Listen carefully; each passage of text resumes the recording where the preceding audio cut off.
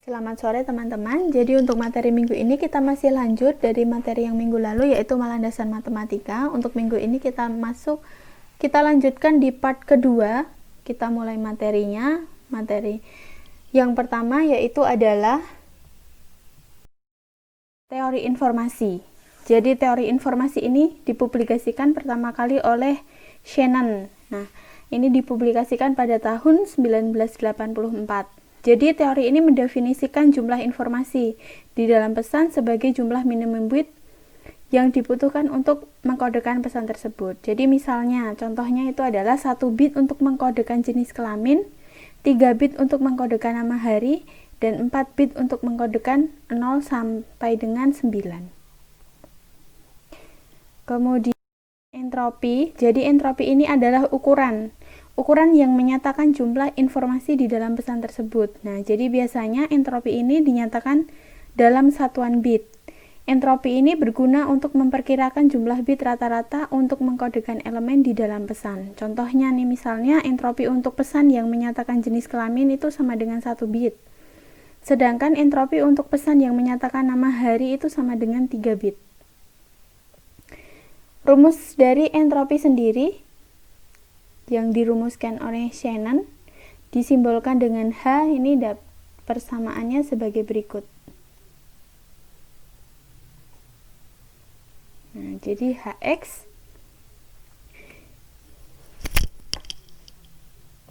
sama dengan minus sigma PI log 2 dari PI. Nah, jadi dalam hal ini X itu adalah pesan, N adalah jumlah simbol berbeda di dalam pesan, dan PI adalah peluang kemunculan simbol ke I. Kemudian dari entropi sendiri, ini kalau misalkan pesan X adalah string AA, BB, CB, DB, nah jadi jumlah simbol berbeda di dalam pesan itu N sama dengan 4, karena kita hanya punya A, B, C, dan D.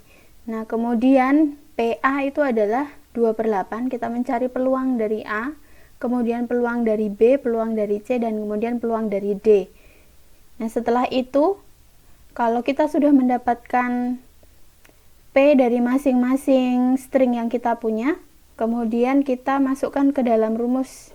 Nah, jadi kita masukkan ke dalam Hx, sehingga menghasilkan 1,75. Jadi 1,75 sendiri ini itu artinya adalah setiap simbol ini dapat dikodekan sebanyak 1,75 bit. Sifat-sifat dari entropi yang pertama, 0 kurang dari sama dengan Hx kurang dari sama dengan log 2n. Untuk yang pertama, yang kedua itu adalah Hx sama dengan 0 jika dan hanya jika P itu sama dengan 1 untuk semua I, dan PJ sama dengan 0 untuk semua J tidak sama dengan I. Untuk yang ketiga, yaitu adalah Hx sama dengan log 2 dari N, jika dan hanya jika PI sama dengan 1/N untuk setiap I. 1 kurang dari sama dengan I kurang dari sama dengan N. Jadi entropi ini juga menyatakan ketidaktentuan atau uncertainty dari pesan. Jadi contohnya, bila kriptogram Y6 RUPZ menyatakan plain text male atau female, maka uncertainty pesannya itu adalah sama dengan 1. Jadi kriptanalis harus mempelajari hanya 1 bit yang dipilih secara tepat untuk menemukan plain text. Kemudian entropi sistem kriptografi ini adalah ukuran ruang kunci K. Jadi misal sistem kriptografi dengan kunci 64 bit mempunyai entropi 64 bit, makin besar entropi makin sulit juga untuk memecahkan ciphertext. Jadi tugas individu pertama yang harus kalian kerjakan, kalian coba untuk mencari entropi dari pesan yang sudah tertera pada layar. Ada 2 soal untuk latihan 1. Untuk yang selanjutnya itu adalah laju bahasa. Jadi Sneyer pada tahun 1996 mendefinisikan laju bahasa itu sebagai R sama dengan Hx/N. Nah, dalam hal ini N besar itu adalah panjang pesan. Jadi untuk contohnya, laju normal bahasa Inggris adalah 1 bit per huruf sampai dengan 1,5 bit per huruf untuk n besar. Kemudian laju mutlak atau absolute rate didefinisikan sebagai R sama dengan log 2 dari L. Nah, jadi dalam hal ini L adalah jumlah karakter di dalam bahasa. Contohnya, kalau dalam bahasa Inggris itu terdapat 26 huruf, R sama dengan log 2 dari 26 yaitu 4,7 bit per huruf. Sedangkan untuk redundansi bahasa atau D itu didefinisikan sebagai D sama dengan R besar dikurangi dengan R kecil. Untuk contohnya sendiri itu di dalam bahasa Inggris kita ambil R sama dengan 1,3. D sama dengan 4,7 dikurangi 1,3 sehingga dapat 3,4 bit per huruf. Jadi artinya setiap huruf di dalam bahasa Inggris ini membawa 3,4 bit informasi redundan atau mubazir. Pada pesan ASCII yang terdapat itu adalah sejumlah 256 karakter. R sama dengan log 2 dari 256 itu adalah 8 dan R sama dengan 1,3. Nah, jadi sama seperti bahasa Inggris sehingga D sama dengan 8 dikurangi 1,3 sama dengan 6,7 bit per karakter. Jadi kriptanalis sendiri menggunakan redundansi alami dari bahasa untuk mengurangi kemungkinan jumlah plain text.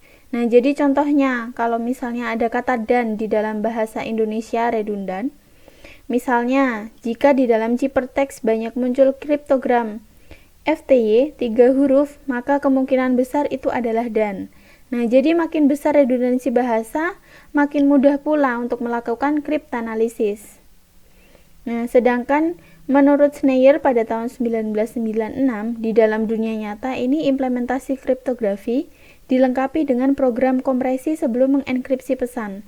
Kompresi sendiri ini mengurangi redundansi pesan. Untuk yang selanjutnya itu adalah teori bilangan. Jadi teori bilangan atau number theory merupakan sebuah teori yang memainkan peranan sangat penting di dalam kriptografi.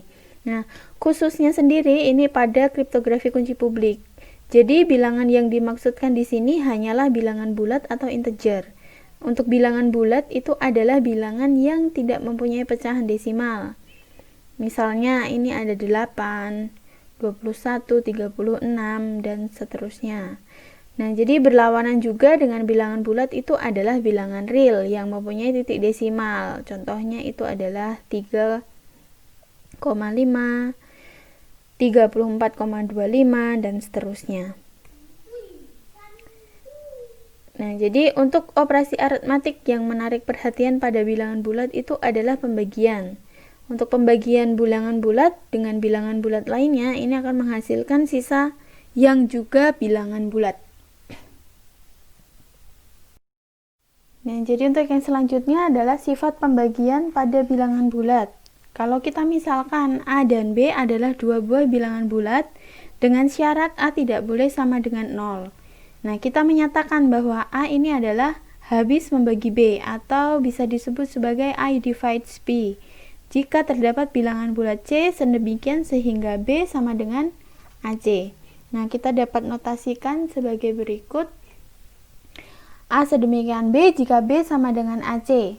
C adalah elemen dari Z dan A tidak boleh sama dengan 0. Z ini adalah himpunan dari bilangan bulat. Kemudian contohnya kalau misalnya kita menuliskan 4 sedemikian 12, karena 12 dibagi dengan 4 itu adalah sama dengan 3. Jadi bilangan 3 ini termasuk dalam bilangan bulat atau 12 sama dengan 4 dikali 3. Nah, begitu juga untuk 134 sedemikian 0.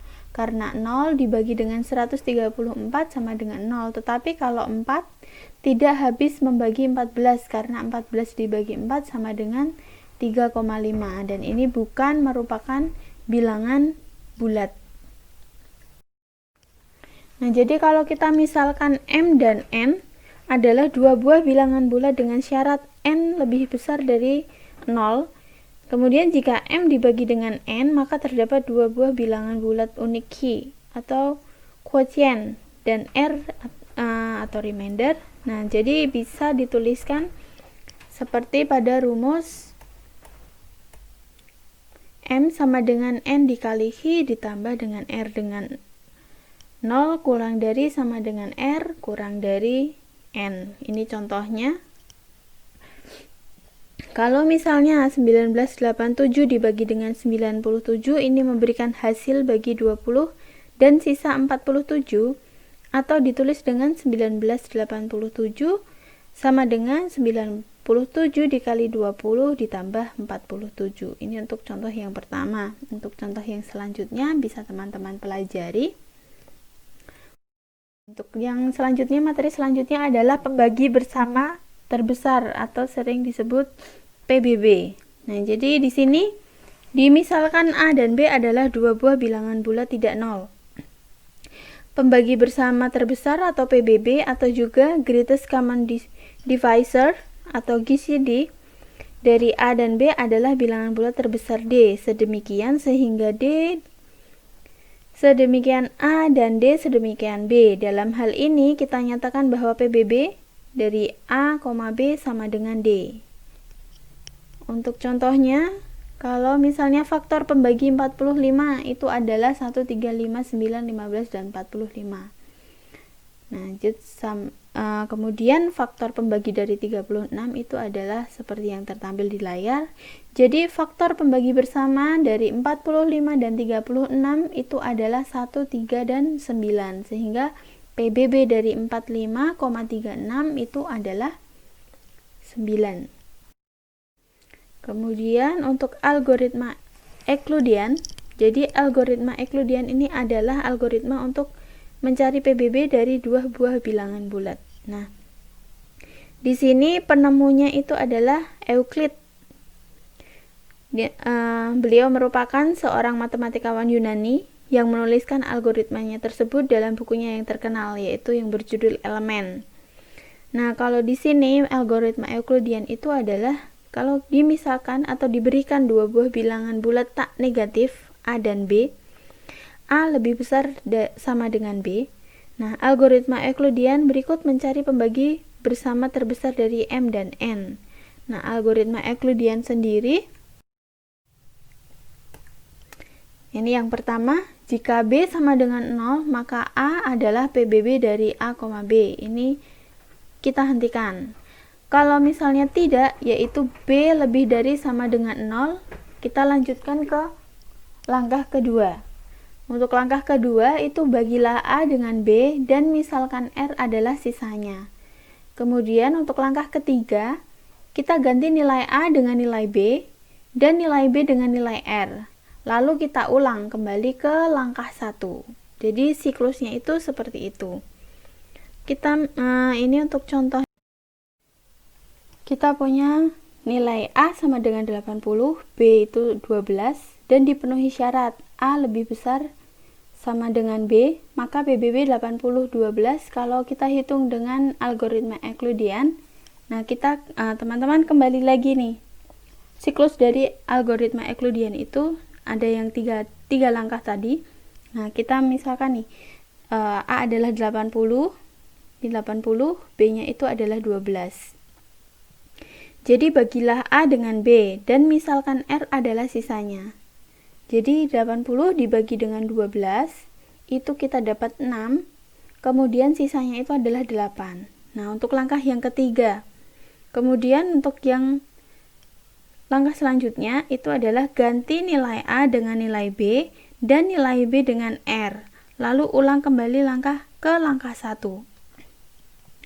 Jadi A di sini itu kita dapat dari nilai B yang sebelumnya. Kemudian nilai B untuk yang kedua kita dapat dari nilai R yang sebelumnya. Jadi kita dapat 12 dibagi dengan 8, itu kita dapat 1, sisanya adalah 4.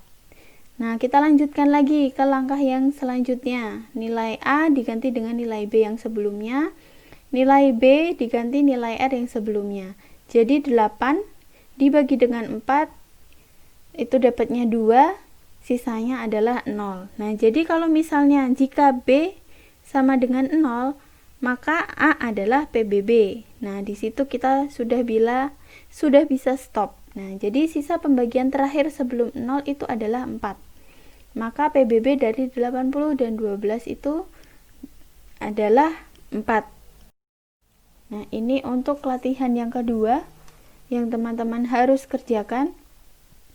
Coba kalian cari PBB dari 120 dan 18. Untuk yang kedua adalah 536 dan 124 dengan menggunakan ketentuan dari algoritma Euclidean. Untuk materi yang selanjutnya yaitu kombinasi lanjar atau biasa lebih sering disebut sebagai linear combination. Jadi PBB dari dua buah bilangan bulat A dan B dapat dinyatakan sebagai linear combination dari A dan B, yaitu, nah jadi bisa dilihat di layar, kalau kita tuliskan di rumus itu adalah PBB dari A, B sama dengan M dikali A dan ditambah dengan N dikali B. Jadi kalau tadi kita sudah hitung PBB dari 80 dan 12 itu adalah 4. Dan 4 ini dapat dinyatakan dalam kombinasi lanjar atau linear combination sebagai berikut. Nah, ini jadi 4 sama dengan minus 1 dikalikan dengan 80 ditambah dengan 7 dikali dengan 12. Jadi, algoritma untuk menemukan kombinasi lanjar dari dua buah bilangan sama dengan PBB-nya itu adalah dengan melakukan pekerjaan substitusi secara mundur pada algoritma Euclidean. Algoritmanya ini sendiri sering dinamakan sebagai algoritma Euclidean yang diperluas atau biasanya disebut juga sebagai Extended Euclidean Algorithm. Jadi ini contohnya. Nah, kita akan menyatakan PBB dari 312 dan 70. Nah, sebagai kombinasi lanjar dari 312 dan 70, kita awalnya itu mencari PBB-nya terlebih dahulu. Nah, jadi dari langkah 1 sampai 4 teman-teman bisa lihat. Kemudian sisa pembagian terakhir sebelum 0 adalah 2. Jadi PBB dari 312 dan 70 itu sama dengan 2. Selanjutnya kita lakukan substitusi secara mundur untuk menyatakan 2 sebagai kombinasi lanjar dari 312 dan 70. Nah, ini kita susun pembagian nomor 3 menjadi 2 sama dengan 32 dikurangi 5 dikali dengan 6. Kemudian kita susun pembagian nomor 2 ini menjadi sebagai berikut. Kemudian kita substitusikan 5 ke dalam 4 sebagai berikut. 5 itu maksudnya yang dari sini ya, ini 4, ini yang keempat, ini yang kelima gitu. Kemudian kita mendapatkan yang keenam, ini adalah yang keenam. Kemudian kita susun lagi pembagian nomor 1 menjadi seperti ini. Dan kita substitusikan juga 7 ke dalam 6. Jadi ini adalah 7 dan ini adalah 6. Sehingga didapatkan hasil seperti ini. Jadi PBB dari 312 dan 70 itu adalah sama dengan 2. Kalau kita tuliskan itu akan menjadi seperti ini. Begitu. Kemudian untuk yang selanjutnya, tugas yang selanjutnya yaitu kalian mencari kombinasi lanjar dari latihan sebelumnya. Jadi dari latihan yang kedua untuk yang yaitu relatif prima. Jadi dua buah bilangan A dan B ini dapat dikatakan sebagai relatif prima jika PBB dari A dan B itu adalah 1. Nah, dalam bentuk kombinasi lanjar ini, jika A dan B itu relatif prima, maka terdapat bilangan bulat M dan N sedemikian sehingga bisa dirumuskan MA ditambah MB sama dengan 1. Kemudian contohnya ini. Bilangan 20 dan 3 adalah relatif prima karena PBB dari 20 dan 3 itu adalah 1. Jadi bisa dituliskan sebagai 2 dikali 20 ditambah minus 13 dikali 3 itu sama dengan 1. Nah, dengan M sama dengan 2 dan N sama dengan minus 13. Tetapi untuk 20 dan 5 ini tidak relatif prima. karena PBB dari 20 dan 5 itu adalah 5. Jadi 5 sendiri ini tidak sama dengan 1 atau tidak memenuhi persyaratan sebagai relatif prima. Sehingga bisa dikatakan bahwa 20 dan 5 tidak dapat dinyatakan dalam M dikali 20 ditambah N dikali 5 sama dengan 1. Nih, untuk yang selanjutnya sudah tidak. Nah, ini untuk latihan 4. Nah, jadi kalian tentukan apakah bilangan pada latihan sebelumnya ini merupakan bilangan relatif prima atau bukan. Untuk yang selanjutnya itu adalah aritmatika modulo atau biasa disebut sebagai modulus.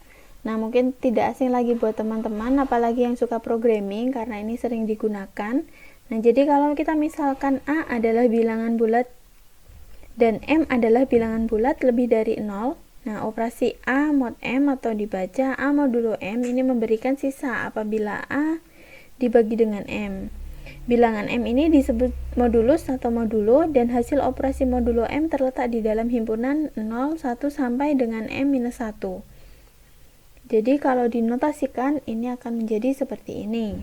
Nah, ini contohnya, ini beberapa contoh dari operator modulo. Kalau misalnya 23 dimod dengan 5, itu hasilnya adalah 3, atau sisa hasil baginya itu adalah 3.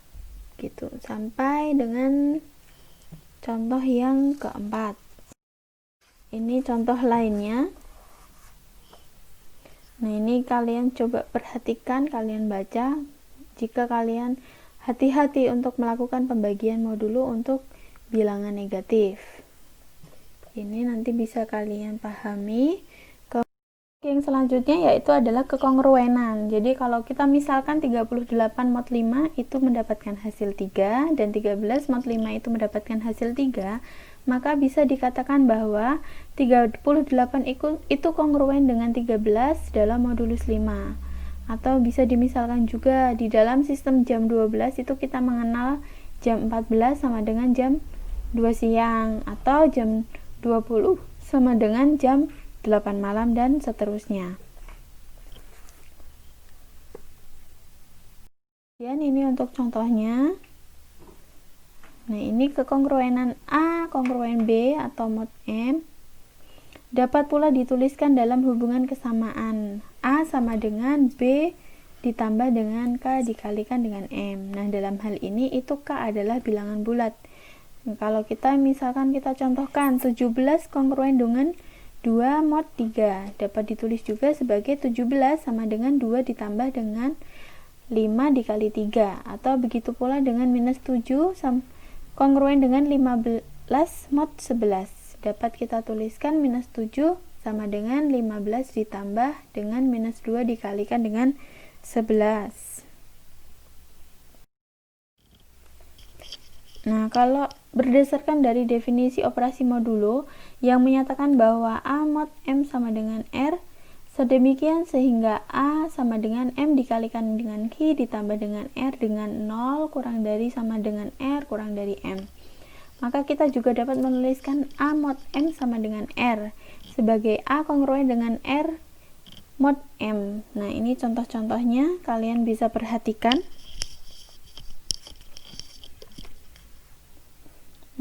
Sifat-sifat dari kekongruenan. Kalau kita misalkan M adalah bilangan bulat positif, maka sifat-sifat kekongruenan modulo di bawah ini akan berlaku.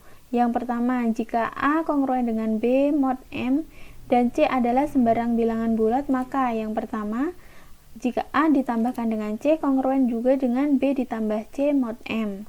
Kemudian A dikali C kongruen juga dengan B dikali C mod M. Nah, untuk yang selanjutnya, jika A pangkat D kongruen dengan kongruen B pangkat D mod M untuk suatu bilangan bulat tidak negatif dari D.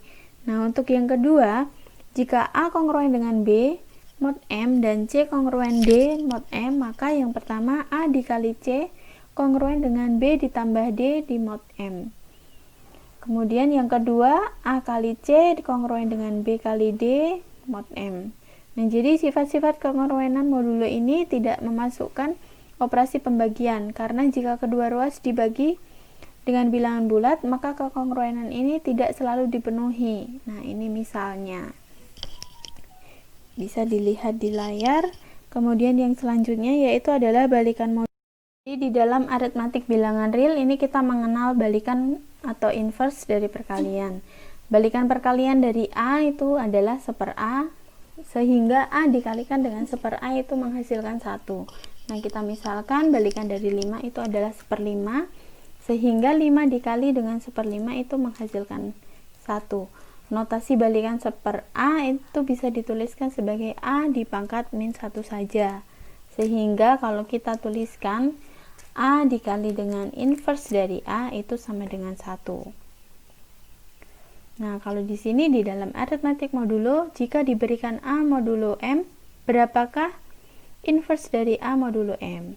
Bilangan bulat A ini memiliki balikan dalam modulus M hanya jika A dan M relatif prima dan M lebih dari 1.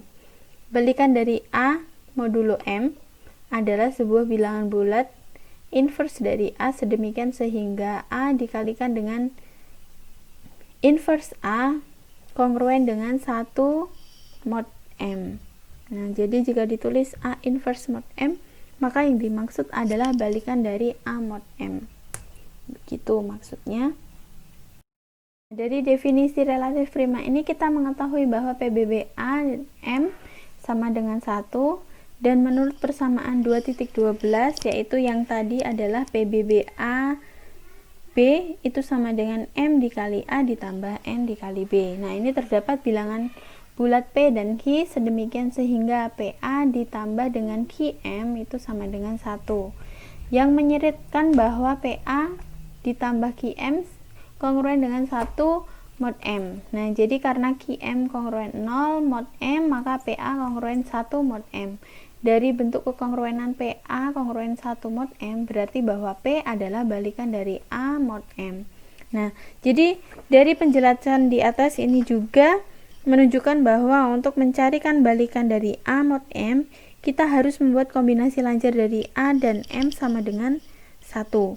Yang jadi koefisien A dari kombinasi lancar tersebut yaitu P merupakan balikan dari A mod M. Nah, tidak seperti balikan perkalian pada aritmatik bilangan real yang selalu unik, maka balikan modulo tidak unik. Semua bilangan bulat kongruen dengan P mod M juga merupakan balikan modulo dari A. Nah, kita coba perhatikan contoh-contoh.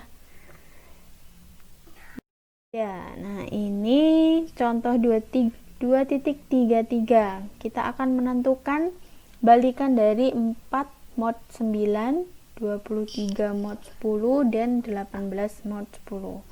Yang A dulu, karena PBB 4 dan 9 sama dengan 1, maka balikan dari 4 mod 9 ada. Nah, dari algoritma Euclidean kita peroleh bahwa 9 sama dengan 2 dikali 4 ditambah 1. Nah, kita susun persamaan ini menjadi minus 2 dikali 4 ditambah 1 dikali 9 itu adalah 1. Jadi persamaan terakhir ini kita peroleh minus 2 adalah balikan dari 4 mod 9, dengan kata lain dari balikan 4 mod 9 itu sama dengan minus 2 mod 9. Nah, kita periksa juga bahwa minus 2 dikali 4 kongruen dengan 1 mod 9. 9 habis membagi minus 2 dikali 4 dikurangi 1 sama dengan minus 9. Perhatikan bahwa semua bilangan bulat yang kongruen dengan minus 2 mod 9 ini juga adalah balikan dari 4 mod 9. Misalnya 7, 16, 25 dan seterusnya dengan delta pertambahan sebesar 9, baik ke kanan ataupun ke kiri. Atau dapat juga kita nyatakan bahwa balikan modulo dari 4 mod 9 adalah X kongruen minus 2 mod 9 atau X sama dengan minus 2 ditambah 9K, dengan K ini adalah sembarang bilangan bulat. Ini tadi PBB dari 23 dan 10 itu sama dengan 1, sehingga teman-teman bisa hitung dengan rangkaian Euclidean, algoritma Euclidean yang tadi sudah kita pelajari. Kemudian untuk yang contoh ketiga, karena PBB dari 18 dan 10 ini sama dengan 2, yang berarti tidak sama dengan 1, maka balikan dari 18 mod 10 ini tidak ada.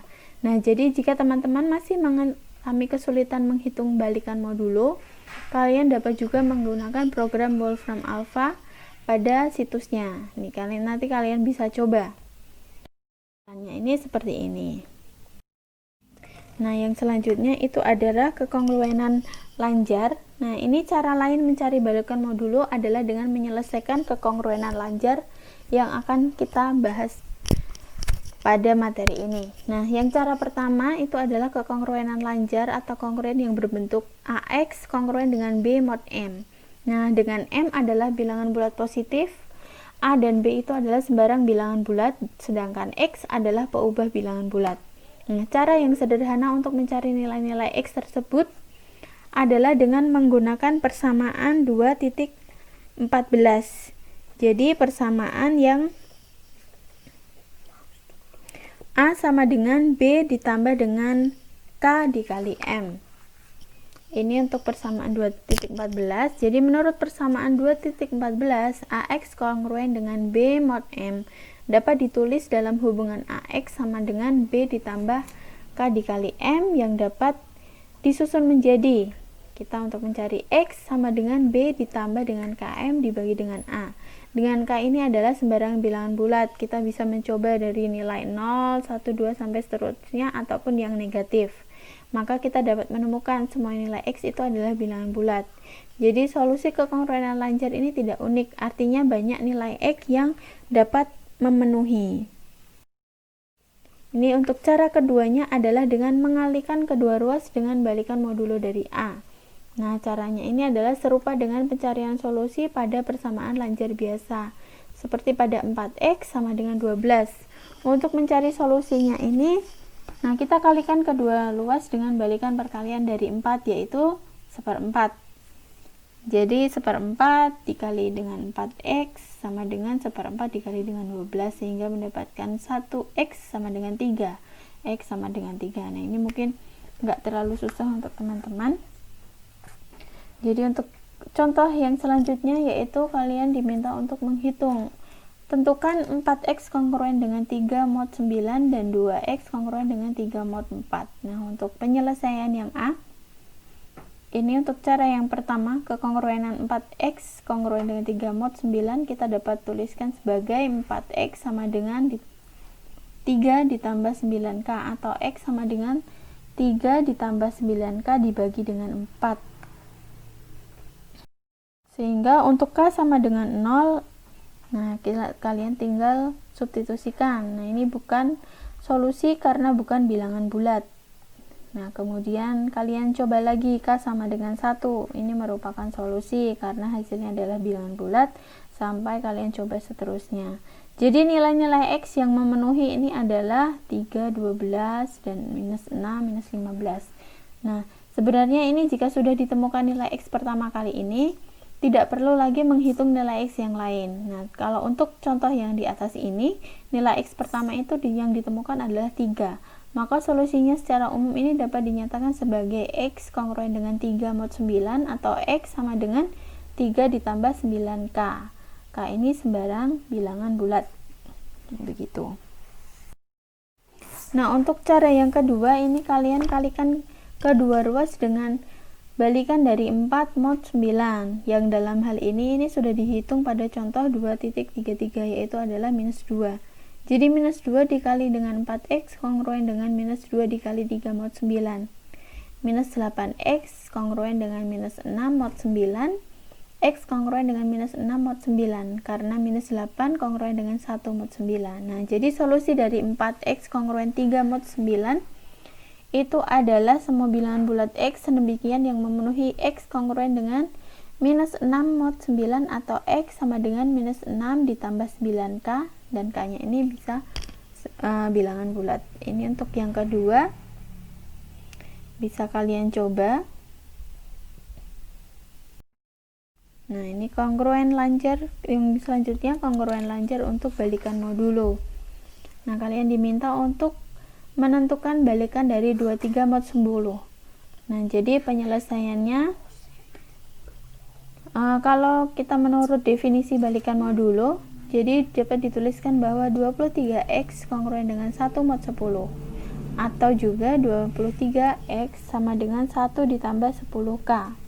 Jadi X sama dengan 1 ditambah 10K dalam kurung dibagi dengan 23.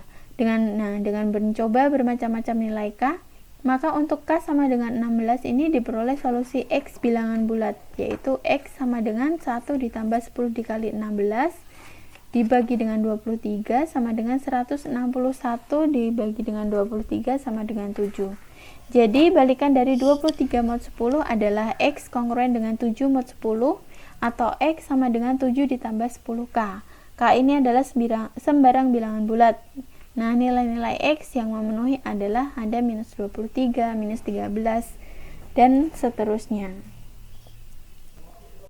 Selanjutnya yaitu adalah Chinese Remainder Problem. Nah, ini pada abad pertama ini ada seorang matematikawan China yang bernama Sanse mengajukan pertanyaan sebagai berikut. Jadi, tentukan sebuah bilangan bulat yang bila dibagi dengan 5 menyisakan 3, bila dibagi 7 menyisakan 5, dan bila dibagi 11 menyisakan 7. Nah, pertanyaan Sanse ini dapat dirumuskan ke dalam sistem kongruen lanjar. Jadi, X kongruen 3 mod 5, X kongruen 5 mod 7, dan X kongruen 7 mod 11. Nah, solusinya mudah ditemukan sebagai berikut dari kongruen 1. Ini diperoleh dalam bentuk ekivalen. X sama dengan 3 ditambah 5K1. Kemudian kalian substitusikan antara 4 ke dalam 2 menjadi 3 plus 5K1 kongruen dengan 5 mod 7 atau 5K1 kongruen dengan 2 mod 7.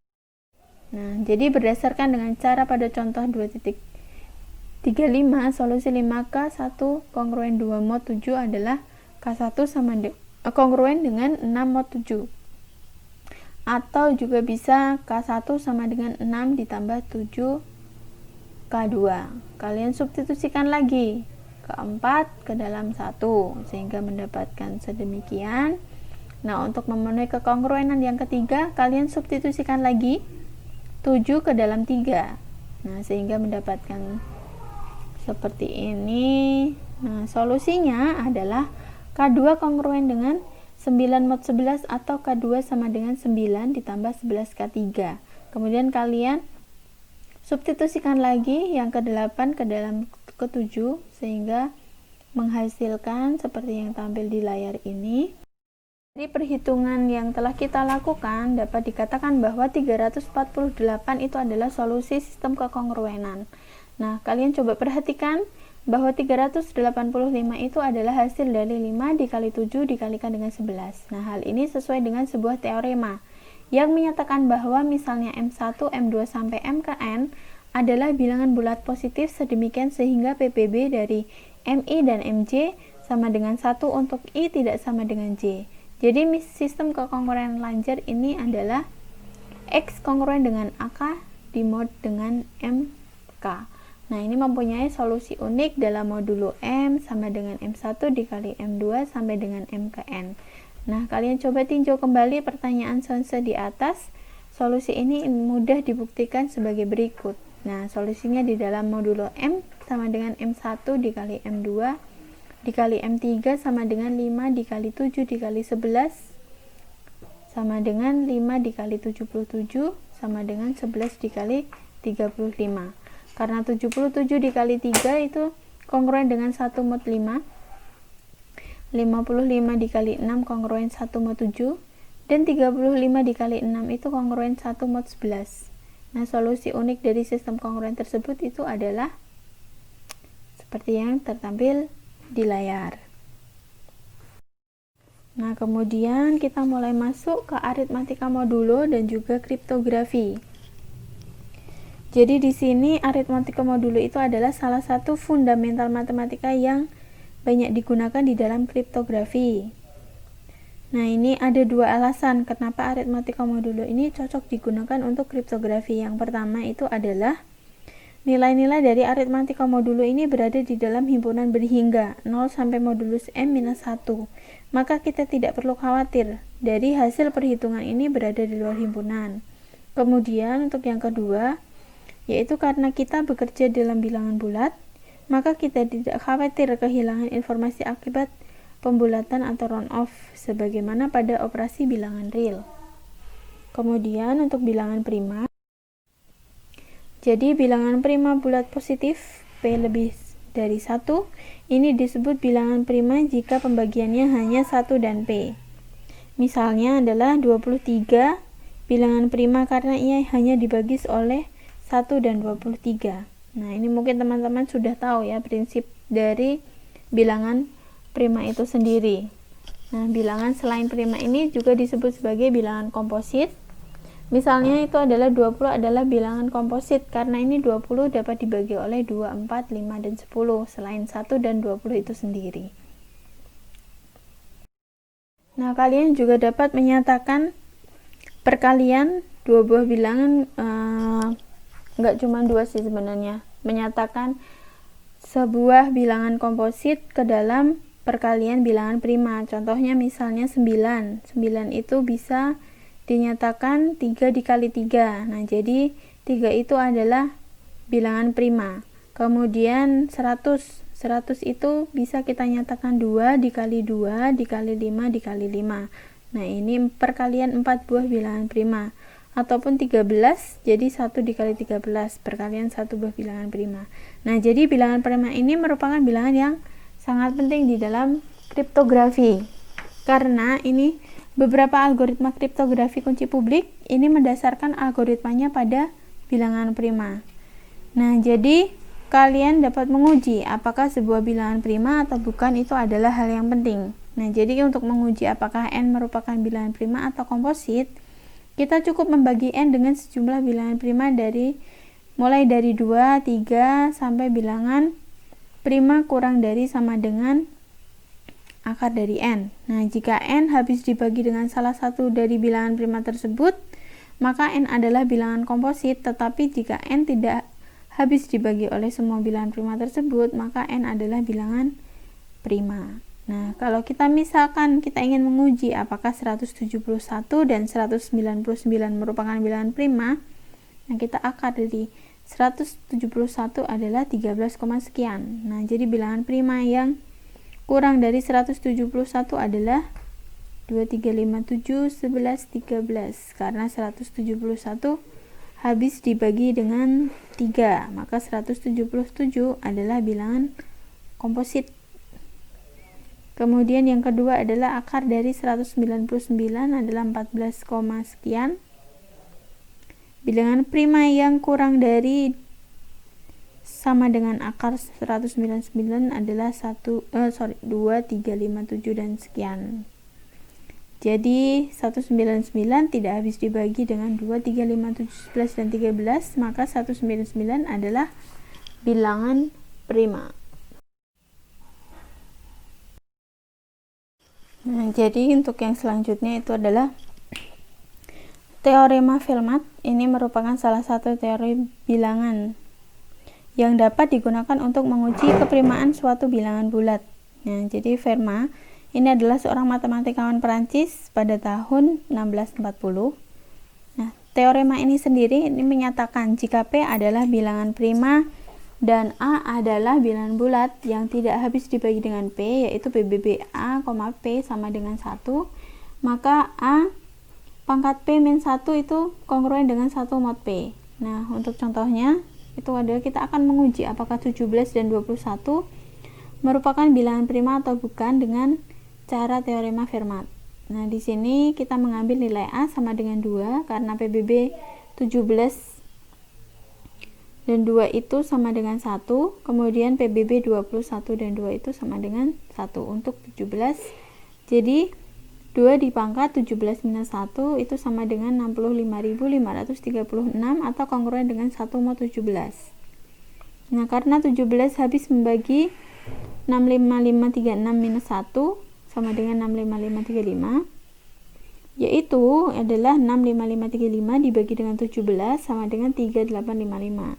Nah, oleh karena itu 17 adalah bilangan prima, sedangkan untuk 21 2 dipangkatkan dengan 21 minus 1 sama dengan 1048576 kongruen dengan 1 mod 21. Nah, jadi karena 21 tidak habis membagi 1048576-1, oleh karena itu 21 bukanlah merupakan bilangan prima. Nah, jadi untuk kelemahan teorema Fermat sendiri, ini terdapat bilangan komposit n sedemikian sehingga 2 pangkat n min 1 kongruen dengan 1 mod n. Jadi bilangan bulat seperti itu disebut juga sebagai bilangan prima semu atau pseudo prims. Nah, misalnya komposit 341 yaitu adalah 341 sama dengan 11 dibagi 31. Adalah bilangan prima semu karena menurut teorema Fermat 2 pangkat 340 kongruen dengan 1 mod 341. Nah, untunglah bilangan prima semu relatif jarang terdapat. Ini kelemahannya. Kemudian untuk yang selanjutnya itu adalah fungsi Tothian-Euler. Jadi ini adalah simbol dari Tothian-Euler, biasa dibaca sebagai pi. Ini mendefinisikan pi dari n untuk n lebih dari 1 yang menyatakan jumlah bilangan bulat positif kurang dari n yang relatif prima dengan n. Jadi contohnya kalau misalnya n sama dengan 20, maka pi dari 20 sama dengan 8. Nah, perhitungannya adalah sebagai berikut. Bilangan bulat positif yang lebih kecil dari 20 itu adalah 1 sampai dengan 19. Nah, di antara bilangan-bilangan tersebut ini terdapat pi dari 20 itu 8 buah relatif prima, yaitu 1, 3, 7, 9, 11, 13, 17, dan 19. Nah, jadi untuk n sama dengan 1 sampai dengan 10, fungsi Tothian-Euler ini adalah, kalian bisa lihat, jadi pi 1 itu sama dengan 0, pi 2 sama dengan 1, pi 3 sama dengan 2, sampai seterusnya. Nah, jika n prima, maka setiap bilangan bulat yang lebih kecil dari n relatif prima ini terdapat n. Dengan kata lain, pi dari n itu sama dengan n-1, hanya jika n-nya prima.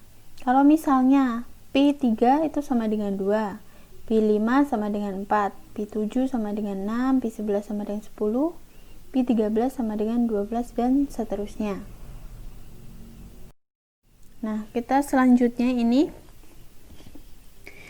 kita dapat ditunjukkan atau bukti tidak diberikan di sini 3 sifat sebagai berikut. Nah, jika n sama dengan p dikali q adalah bilangan komposit dengan p dan q prima, maka pi dari n sama dengan pi p dikali dengan pi q sama dengan p dikurangi 1 dikalikan dengan q dikurangi 1. Nah, contohnya, karena 21 sama dengan 7 dikali 3, maka pi dari 21 itu sama dengan pi dari 7 dikali dengan pi dari 3. Jadi sama dengan 6 dikalikan dengan 2, sama dengan 12.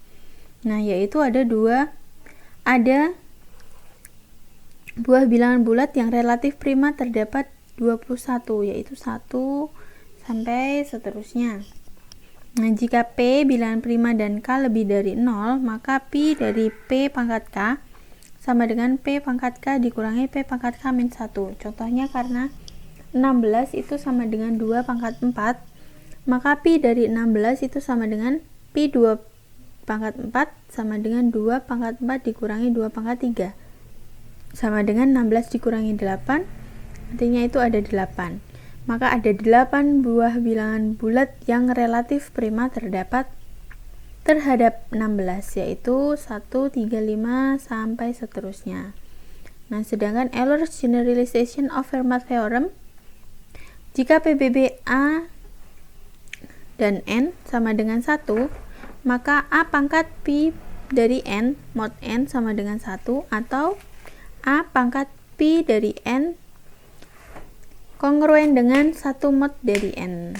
Nah, gitu. Nah, untuk teorema Euler sendiri, nah, kalau yang tadi yang teorema Tothian-Euler, kalau yang ini adalah teorema Euler ini sendiri, ini mendefinisikan bahwa misalkan A dan N adalah dua buah bilangan prima relatif prima. Pi dari N adalah fungsi Tothian-Euler, maka berlaku teorema Euler sebagai berikut. Jadi A pi dari N kongruen dengan 1 mod dari N. Nah, contohnya misalkan A sama dengan 7 dan N sama dengan 10. Ini keduanya adalah relatif prima. Pi sama dengan 4, maka 7 dipangkat 4 sama dengan 2041 kongruen dengan 1 mod 10. Begitu. Kemudian selanjutnya adalah akar primitif dan logaritma diskrit. Nah, jika n adalah bilangan bulat, maka A disebut akar primitif dari n jika perpangkatan A, A pangkat 2 sampai dengan A pi dari n. Nah, dalam sebuah modulus ini menghasilkan nilai yang berbeda dan semuanya relatif prima dengan n. Nah, secara khusus, jika P adalah bilangan prima, maka A disebut sebagai akar primitif dari P jika perpangkatannya A, A pangkat 2 sampai dengan A dikali dengan A pangkat P-1 dalam modulus P. Ini akan menghasilkan nilai-nilai yang berbeda. Jadi kalian ingatlah dari fungsi Tottian-Euler bahwa jika P prima, maka pi dari P sama dengan P kurangi 1. Nah, sebagai contohnya ini kalau kita misalkan P sama dengan 7, maka A sama dengan 3 adalah akar primitif dari 7 karena 3 dipangkat 1, ini mod 7 sama dengan 3 mod pangkat 2, mod 7 sama dengan 2, dan sampai seterusnya. Nah, jadi semua perpangkatan dari 3 ini menghasilkan nilai-nilai yang berbeda, 3, 2, 6, 4, 5, 1. Nah, semua bilangan di dalam modulus 7 ini terjadi satu kali. Nah, perpangkatan berikutnya dari 3 pangkat 7 mod 7 sampai seterusnya ini akan kembali berulang. Atau panjang satu siklus itu tidak lebih dari 7 minus 1, bisa dikatakan tidak lebih dari 6. Nah, secara umum untuk P bilangan prima, maka panjang siklus ini tidak lebih dari P-1. Maka A ini disebut sebagai akar primitif dari P jika panjang siklus adalah sepanjang mungkin yang dapat dicapai, yaitu P-1. Nah, kalian coba perhatikan bahwa A sama dengan 2 ini bukanlah akar primitif dari 7 karena nilai-nilai yang dihasilkan dari 2 pangkat 1 sampai 2 pangkat 6 ini tidak semuanya berbeda dan tidak juga mencakup semua nilai di dalam modulus 7. Nah, jadi untuk menemukan semua akar primitif dari P, ini kita harus mencoba semua bilangan bulat dari 2, 3, dan seterusnya. Nah, jadi jika A adalah akar primitif dari bilangan prima P, maka untuk bilangan bulat B ini kita dapat menemukan pangkat I sedemikian sehingga B kongruen dengan A pangkat X mod P. Ini berlaku syarat 0 kurang dari sama dengan X kurang dari sama dengan P-1. Jadi pangkat X ini bisa disebut juga sebagai logaritma diskrit dari B untuk basis A mod P. Nah, kalian coba ingat kembali bahwa di dalam logaritma biasa ini bahwa dari perpangkatan Y sama dengan G pangkat X ini kita dapat menghitung nilai X sebagai logaritma Y dengan basis G, yaitu X sama dengan G log Y. Nah, ini misalnya, ini contoh-contohnya, bila 10 pangkat X sama dengan 10.000, maka kita dapat menghitung X sama dengan 10 log 10.000 sama dengan 4. Nah, begitu. Jadi, di dalam persoalan B kongruen dengan A pangkat X mod B, kita mencari X sebagai logaritma diskrit dari B dengan basis A mod P. Nah, sebagai contoh, 7 adalah akar primitif dari bilangan prima P sama dengan 41. Diketahui bahwa 15 kongruen dengan 7 pangkat 3 mod 41, maka 3 merupakan logaritma diskrit dari 15 dalam basis 7 mod 41. Nah, selanjutnya yaitu aljabar abstrak atau abstrak algebra. Nah, ini merupakan salah satu cabang matematika yang mempelajari struktur aljabar seperti grup atau chain plus chain atau sebagai ring, medan sebagai field, ruang vektor, dan aljabar. Nah, jadi para penulis literatur ini lebih sering menyebut sebagai aljabar daripada aljabar abstrak. Nah, jadi yang dimaksud dengan struktur aljabar itu adalah satu atau lebih himpunan dengan sejumlah operasi yang didefinisikan di dalamnya serta memenuhi beberapa aksioma.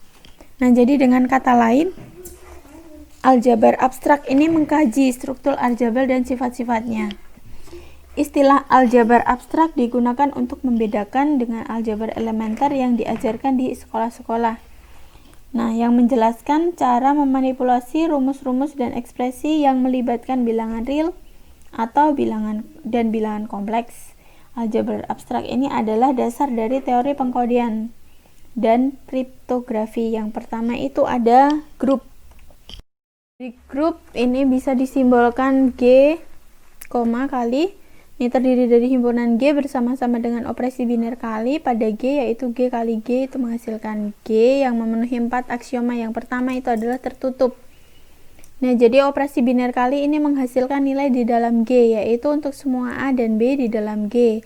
A dikali B ini juga berada di dalam G. Nah, untuk yang kedua asosiatif, untuk semua A, B, dan C di dalam G, ini bisa kita tuliskan dalam kurung A dikali B, kurung tutup dikali C, sama dengan A dikalikan dengan dalam kurung B dikali C. Nah, untuk yang ketiga yaitu elemen identitas. Terdapat elemen identitas E sedemikian sehingga untuk semua A di dalam G, maka berlaku juga E dikali A sama dengan A dikali E sama dengan E. Sedangkan elemen balikan, ini yang terakhir, atau aksioma yang keempat, untuk semua A di dalam G, ini terdapat elemen inverse A elemen G, sedemikian sehingga A dikalikan dengan inverse A sama dengan inverse A dikalikan dengan A sama dengan E.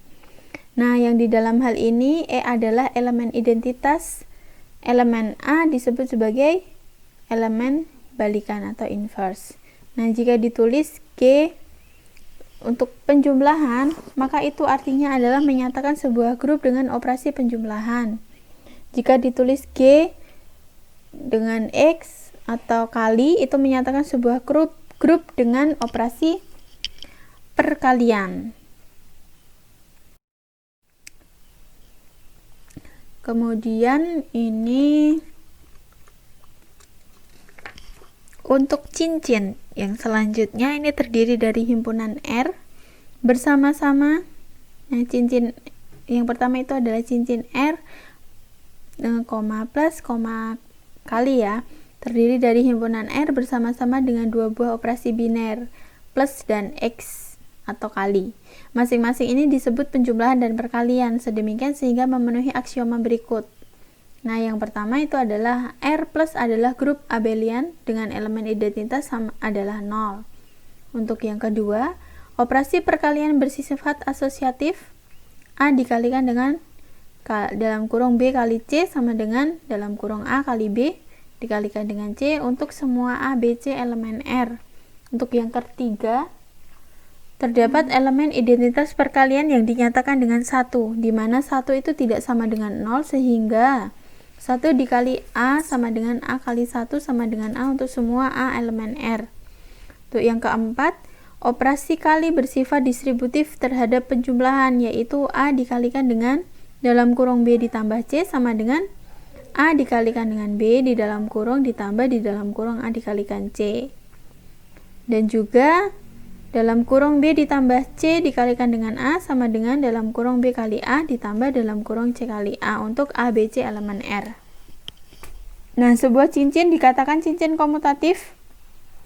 Ini jika berlaku A dikalikan dengan B sama dengan B dikalikan A untuk semua A, B elemen R. Untuk yang selanjutnya yaitu adalah medan F adalah sebuah cincin komutatif di mana setiap elemen tidak nol mempunyai balikan perkalian. Nah, jadi yang dimaksud dengan balikan perkalian adalah untuk setiap A tidak sama dengan 0 yang termasuk di dalam F. Terdapat elemen inverse dari A elemen F, sedemikian sehingga A dikalikan dengan inverse A sama dengan 1. Nah, jadi himpunan bulat bersama-sama dengan operasi penjumlahan dan perkalian ini tidak membedakan medan, karena hanya 1 dan minus 1 yang mempunyai balikan perkalian, yaitu 1 dikali 1 sama dengan 1 dan minus 1 dikali minus 1 sama dengan 1. Nah, sedangkan bilangan lainnya ini tidak memiliki balikan perkalian, tetapi himpunan bilangan rasional Q dan himpunan bilangan real R ini bersama-sama dengan operasi penjumlahan dan perkalian masing-masing membentuk sebuah medan. Nah, misalnya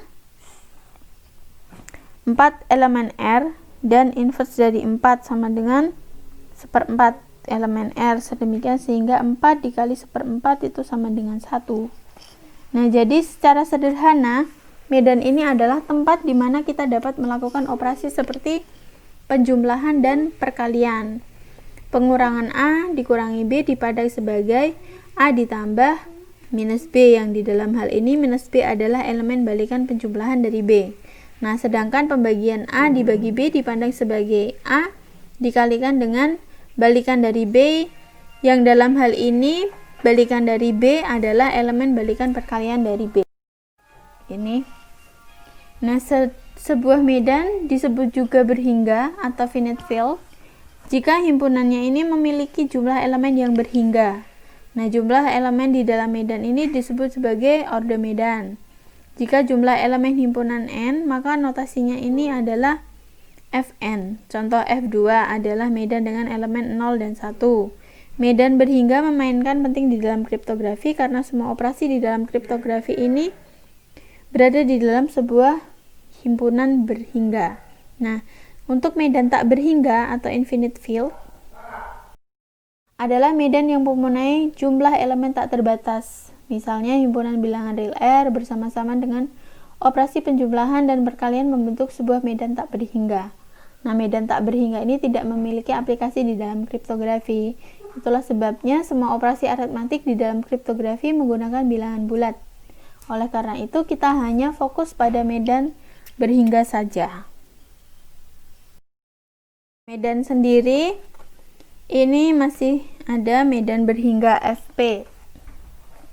Jadi untuk yang pertama ada penjumlahan dan yang kedua itu adalah ada perkalian. Jadi semua operasi penjumlahan dan perkalian di dalam FP ini selalu menghasilkan nilai di dalam himpunan 0, 1, 2 sampai P-1. Nah, ini untuk medan berhingga FP. Ada juga medan Galois. Jadi medan berhingga sering dinamakan juga medan Galois.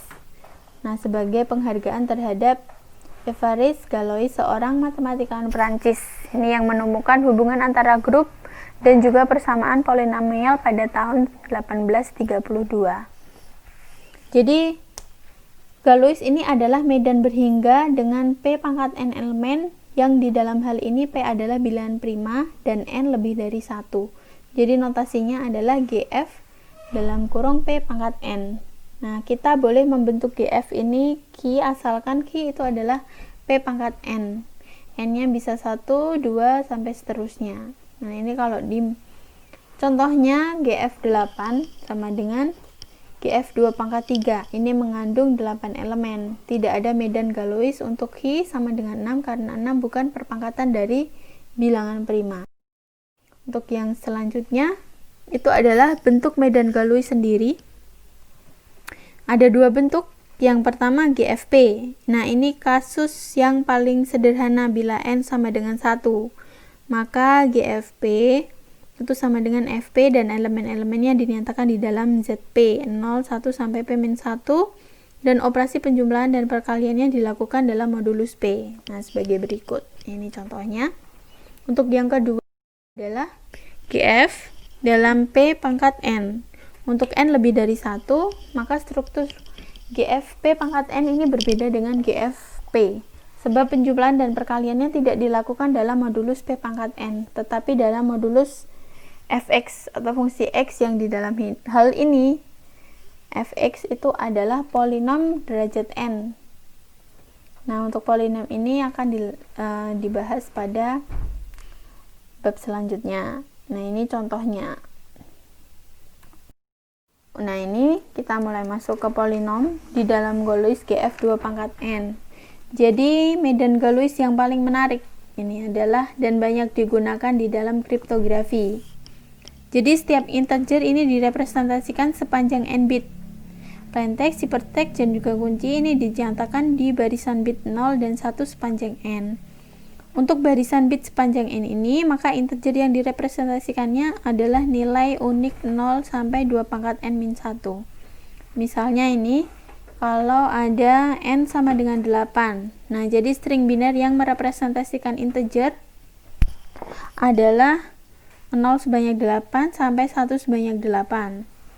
Atau dalam nilai desimal 0 sampai 255. Nah, semua elemen di dalam GF 2 pangkat n ini dapat dinyatakan dalam bentuk polinom. Nah, bentuk umum polinomnya derajat n, ini bisa dilihat di layar. Nah, n AN-1, A0 ini adalah koefisien-koefisien polinom. N adalah derajat polinom itu sendiri. Nah, ini contoh-contohnya medan Galois GF 2 pangkat N memiliki 2 pangkat N elemen. Ini setiap elemen dapat direpresentasikan sebagai polinom berderajat N-1 atau kurang dari koefisien-koefisiennya adalah elemen 0,1. Nah, ini pernyataannya. Nah, kalau di dalam GF2 pangkat 3 ini terdapat 8 polinom, yaitu ada 0 menyatakan elemen 000, 1 menyatakan elemen 001, dan sampai seterusnya. Ini untuk GF2 pangkat 6 dinyatakan sebagai polinom berderajat kurang dari 3. Ini operasinya, ini contohnya, kemudian ini cara melakukan operasi perkalian polinom. Nah, sama seperti perkalian biasa, kecuali jika hasil perkalian ini menghasilkan polinom berderajat lebih dari N-1. Nah, ini kalian coba tinjau kembali di dalam GF2 pangkat 4 ada 2 kemungkinan. Nah, ini yang kasus pertama, ini yang kasus keduanya. Gitu. Kemudian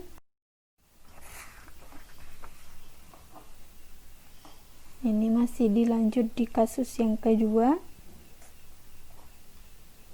Kalian coba pelajari, kalian coba lihat polanya. Nah, ini hasil akhirnya yaitu adalah fx sama dengan y dikalikan dengan x dikali dengan gx ditambah dengan rx. Nah, ini hubungannya begitu. Nah, jadi kita untuk landasan matematika sudah selesai. Untuk materi selanjutnya itu kita mulai masuk ke serangan terhadap kriptografi. Jadi kalau misalnya teman-teman masih ada yang belum paham tentang cara-cara perhitungan yang tadi, bisa kalian coba tanyakan di Google Classroom ataupun kalian tanyakan di grup ataupun secara pribadi. Kalian jangan lupa juga untuk like dan subscribe-nya, supaya jangan lupa juga kalian bunyikan loncengnya supaya kalian mendapatkan update terbaru dari channel One Little Step. Nah, jadi untuk minggu depan kita masuk ke serangan terhadap kriptografi. Kita kelas sesuai dengan jam kelas masing-masing. Sampai bertemu lagi minggu depan. Terima kasih.